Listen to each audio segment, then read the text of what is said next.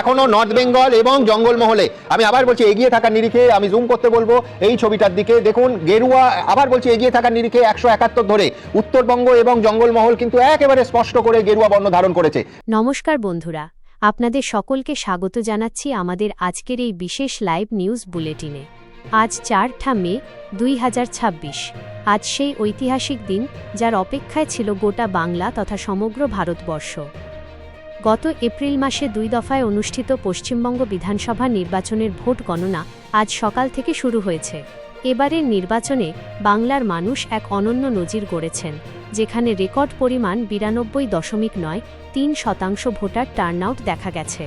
আজ রাজ্যের 294টি আসনের মধ্যে 293টি আসনে ভোট গণনা চলছে, কারণ ফলতা আসনে আগামী 21শে মে পুনর্নির্বাচন বা রিপোল হওয়ার কথা রয়েছে। সকাল 11টা থেকে দুপুর পর্যন্ত পাওয়া সর্বশেষ ট্রেন্ড এবং তথ্য অনুযায়ী বাংলার রাজনৈতিক মানচিত্রে এক বিশাল পরিবর্তনের ইঙ্গিত পাওয়া যাচ্ছে। বর্তমান পরিসংখ্যান বলছে ভারতীয় জনতা পার্টি বা বিজেপি এই মুহূর্তে 160 থেকে 180টিরও বেশি আসনে এগিয়ে থেকে স্পষ্ট সংখ্যাগরিষ্ঠতার পথে এগোচ্ছে। পশ্চিমবঙ্গের ম্যাজিক ফিগার বা মেজরিটি মার্ক হল 148, আর বিজেপি সেই গণ্ডি ইতিমধ্যেই পার করে সরকার গড়ার দোরগোড়ায় পৌঁছে গেছে বলে মনে করা হচ্ছে। অন্যদিকে বর্তমান শাসক দল তৃণমূল কংগ্রেস বা টিএমসি গতবারের তুলনায় অনেকটাই পিছিয়ে রয়েছে এবং তারা এখন পর্যন্ত 80 থেকে 100টি আসনের আশেপাশে ঘোরাফেরা করছে। বাম কংগ্রেস এবং অন্যান্য দলগুলোর অবস্থা এবার খুবই শোচনীয়, যা ট্রেন্ড থেকেই স্পষ্ট বোঝা যাচ্ছে। হেভিওয়েট প্রার্থীদের কথা বলতে গেলে মুখ্যমন্ত্রী মমতা বন্দ্যোপাধ্যায় নিজের কেন্দ্র ভবানীপুরে এগিয়ে থাকলেও তাঁর দলের সামগ্রিক পারফরম্যান্স বড়সড় ধাক্কা খাচ্ছে বলে রাজনৈতিক বিশ্লেষকরা মনে করছেন।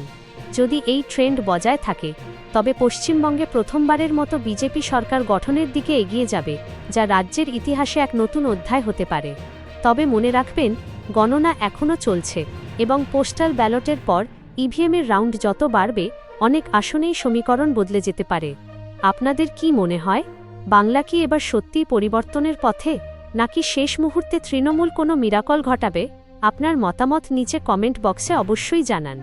এই ঐতিহাসিক মুহূর্তের প্রতিটি সেকেন্ডের লাইভ আপডেট পেতে আমাদের ভিডিওটিতে একটি লাইক দিয়ে চ্যানেলটি এখনই সাবস্ক্রাইব করে রাখুন এবং বেল আইকনটি প্রেস করতে ভুলবেন না, যাতে কোনো আপডেট মিস না হয়। ভিডিওটি বন্ধুদের সাথে শেয়ার করে তাঁদেরও এই বড় খবরটি জানিয়ে দিন। আমাদের সাথে থাকার জন্য আপনাদের অসংখ্য ধন্যবাদ। পরিস্থিতি বদলালে আমি আবারও নতুন আপডেট নিয়ে ফিরে আসব। জয় হিন্দ, বাংলা মাতা কি জয়।